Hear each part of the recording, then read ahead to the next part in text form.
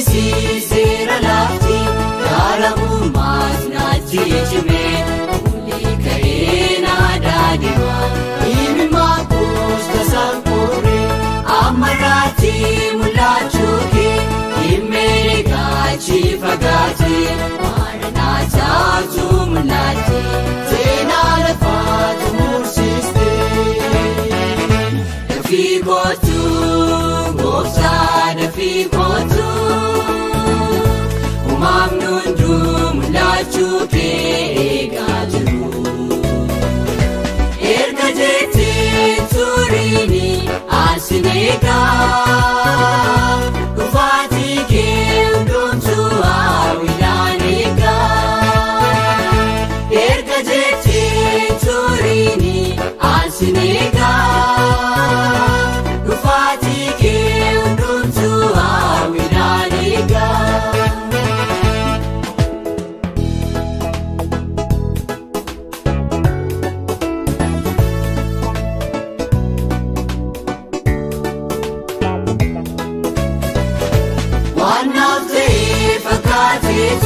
Keessa jireenya koomidee naagar boonfaatee jiraata guyyaa tokko naaf dhimme utuu na wajjin nyaatu summisaatu naatti taale soobee kan saana godhatu oolmaaf dabarsee na kenne kanaaf jedhee taasifamee mul'achuu kee.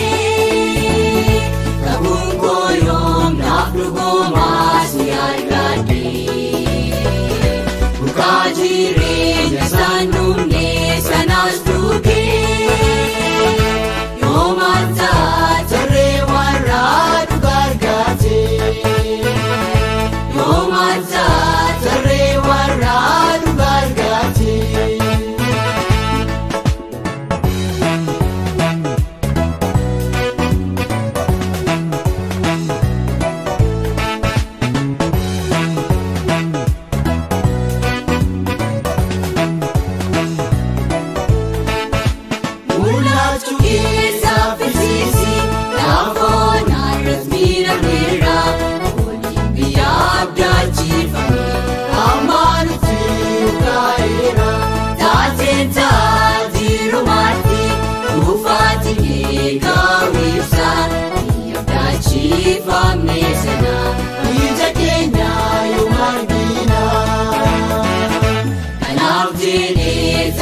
Yahweh mul'achuu kee kabuunkoyoom naaf dhugoomaas ni argadhe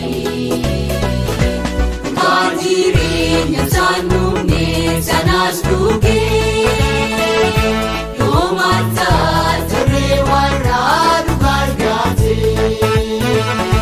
yoo mataa tarree warraa dhugaa argate.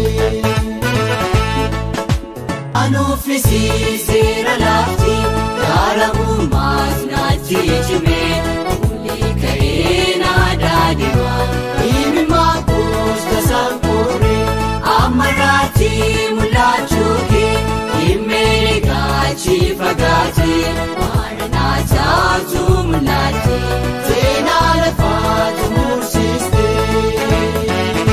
dafii kootu gooftaa dafii kootu.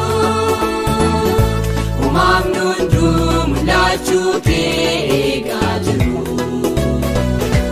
erga jettee turiini asin eegaa dhufaatii kee hundumtuu hawwiidhaan eegaa erga jettee turiini asin eegaa dhufaatii kee hundumtuu hawwiidhaan eegaa.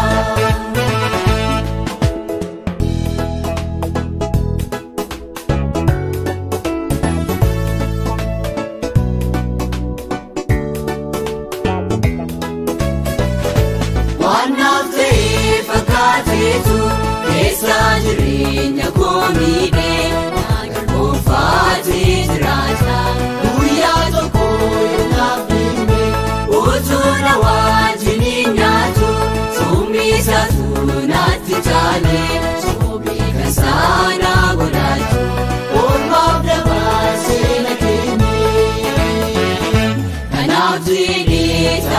Yahweh mul'achuu kee qabuun koo yoom naaf dhugoomaa si argadhee burqaa jireenya isaan dhumne sanas dhugee yoom ati tarree warra dhugaa argatee yoom ati tarree warra dhugaa argatee.